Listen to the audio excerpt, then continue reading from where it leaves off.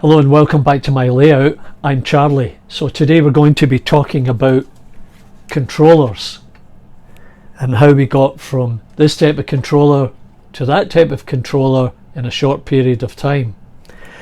So stay tuned and you'll see these two and more. But as I've said before, it's all about running trains. So let's go straight on to the layout and see what I have running for you today. I'm sure you'll find something of interest.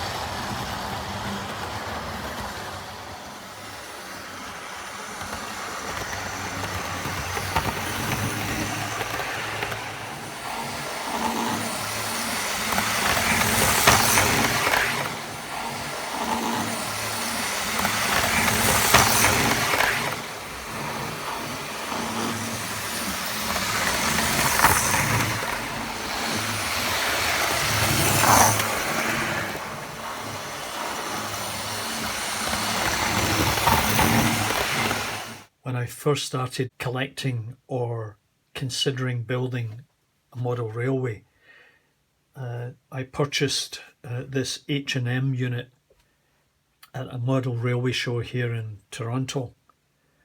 I think I paid $25 for it, and I really didn't know much about it. I just knew it was a power unit. I had a couple of pieces of track. I hooked it up. This enabled me to run an old Triang Princess on a piece of flexi-track, up and down, back and forth, and that was sort of the beginning of it. Now it works. I really can't tell you anything about it. Resistance and wave switch, really don't know what that means. If anybody out there does, and if I don't have it set up correctly here, feel free to drop me a note and point me in the right direction. So after that, I started looking for something else, and I found this one on eBay. Living in Canada and trying to purchase stuff on eBay from the US is fairly expensive, not only because of the exchange rate, but also because of postage costs and the possibility of being taxed as it comes through customs, and what a lot of people were doing when they were selling stuff. They were charging an additional cost for handling that. Maybe that was just another way of making a couple of bucks, but Tech 2, it works okay. It's also got momentum, which I rarely use, but it's another controller, and that enabled me, when I started to build this layout, to run two trains at the same time. So what I did was, when I was working at this time, we had an office in Buffalo, and I arranged with a colleague who lived in Buffalo to receive this unit delivered to his address, and then when he came up to our Toronto office, he brought it with him, and that was a great savings. I mean, I got it for a fraction of the cost, which was a real bonus.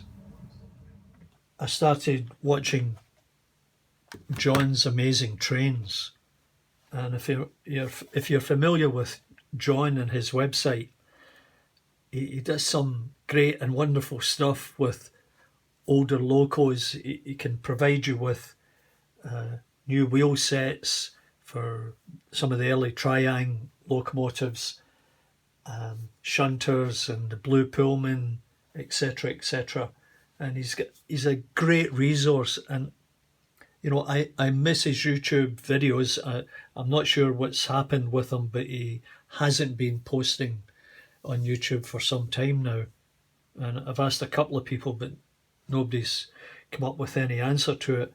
So, you know, I hope John's well, and if anybody out there knows, please let me know. Anyway, if you go into his YouTube channel, you will see he did a project with the sort of ubiquitous R965 Hornby Railways controller.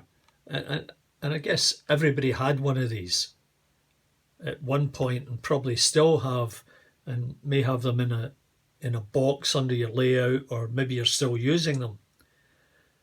But John came up, he's an electronics guy, and very, very good at it. I think he also designs speakers and receivers, and he repairs them and all kinds of stuff. John came up with this idea of, well, if I get some of these units with a date, I can't remember what it was, 91 or before, something like that, he'd be able to convert them so that it would enable you to run your older locomotives at a more realistic speed and slow running.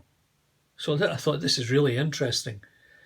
Anyway, this is you can see his videos if you go into his YouTube channel and see exactly how he did it. And then I did the same thing. I went looking for these, and I found a few of them on eBay and bought them. And then, so what John did was, and you'll see this in his video, there was a heat sink here at this location, a small one, and he removed it, and then he replaces it with a larger heat sink. This is aluminium or aluminum extrusion, and in here that's a MOSFET.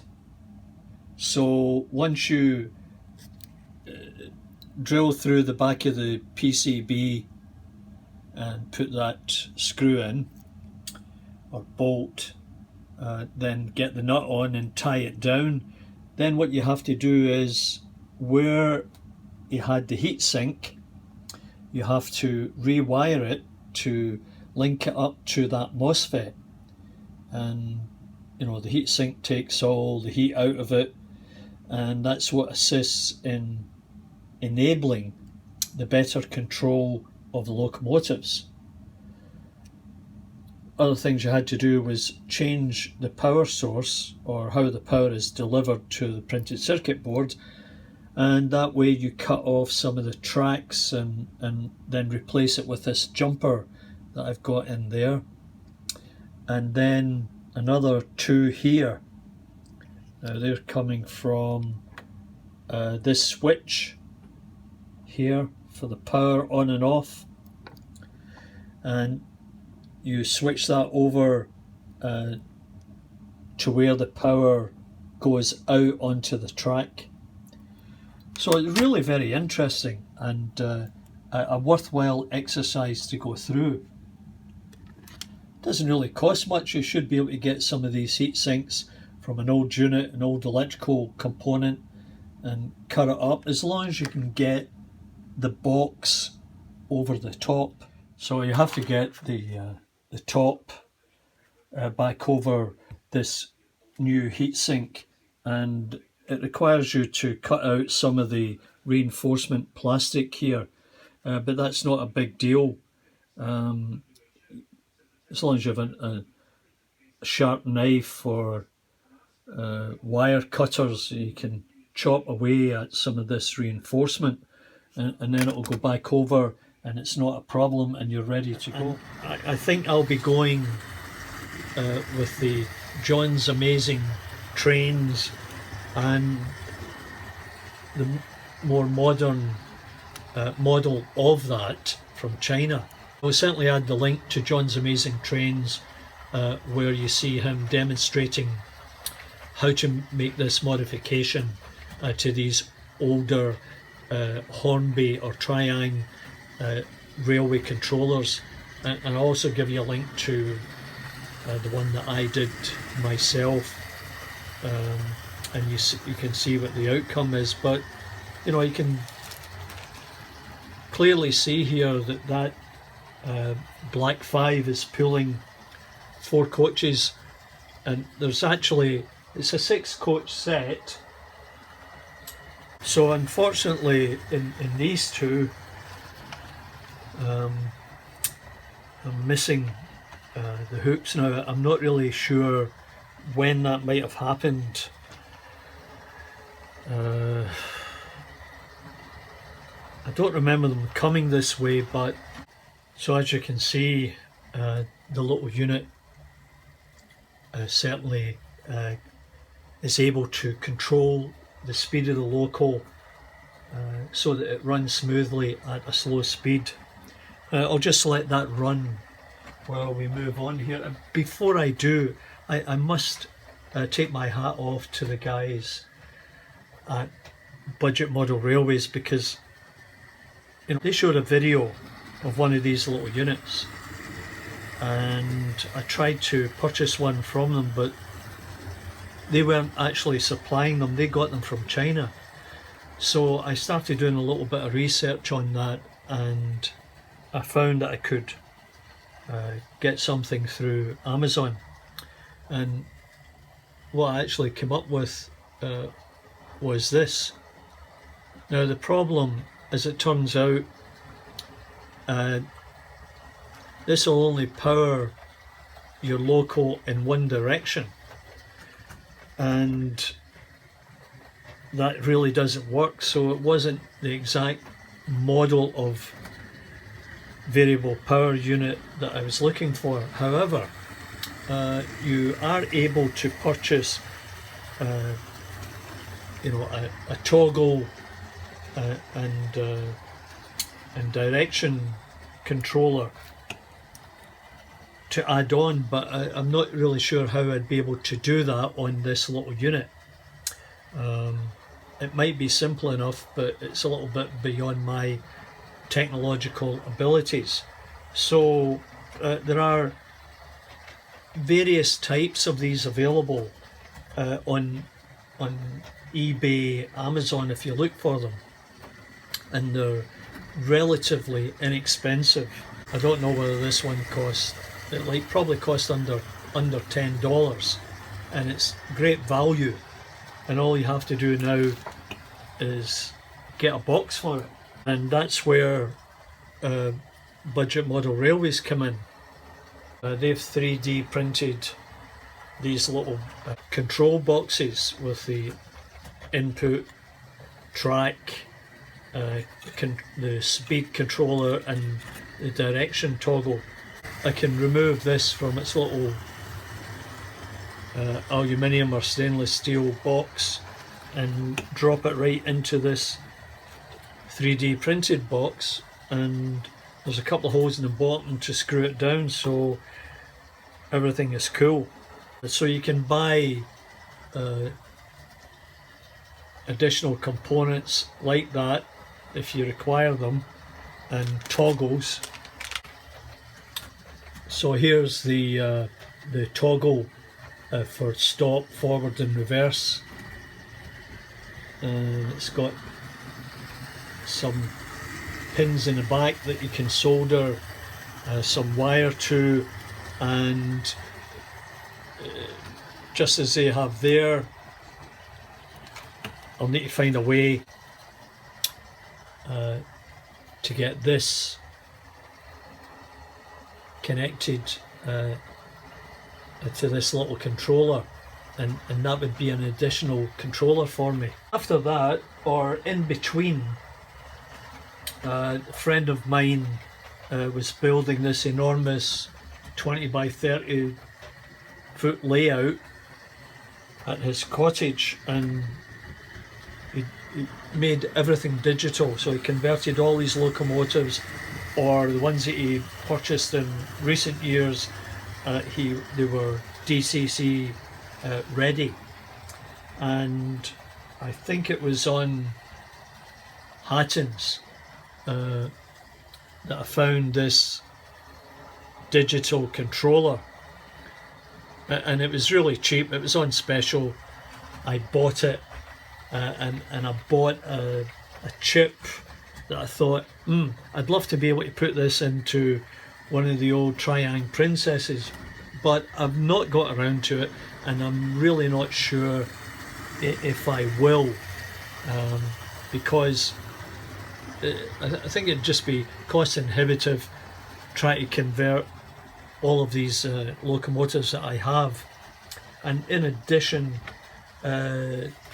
Charlie over at Chadwick Model Railways, to get this, he said that it would be physically challenging to convert some of the older locomotives, and also those that are not DCC ready, and that could end up being frustrating. So I think in my case I'll just stick with the DC and go from there. There's lots of options and for controllers, and I think I'll be going with the John's Amazing Trains and the more modern model of that from China. I will certainly add the link to John's Amazing Trains, where you see him demonstrating how to make this modification to these older Hornby or Triang railway controllers, and I'll also give you a link to the one that I did myself, and you can see what the outcome is. But you can clearly see here that Black 5 is pulling 4 coaches, and it's a 6 coach set. So unfortunately in these two, I'm missing the hooks now. I'm not really sure when that might have happened. I don't remember them coming this way, but so you can see where on this one on the left here the hook's missing, and at the other end it's the same. Plus this piece here has been broken off of this one, and I'm not sure how we're going to repair that, but I'll give it a try. Otherwise I'm going to have to try and find a whole new bogies, and these are Lima coaches.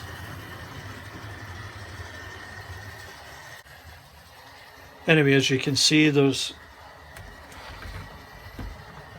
lots of options for controllers if you're still using DC and this type of control method.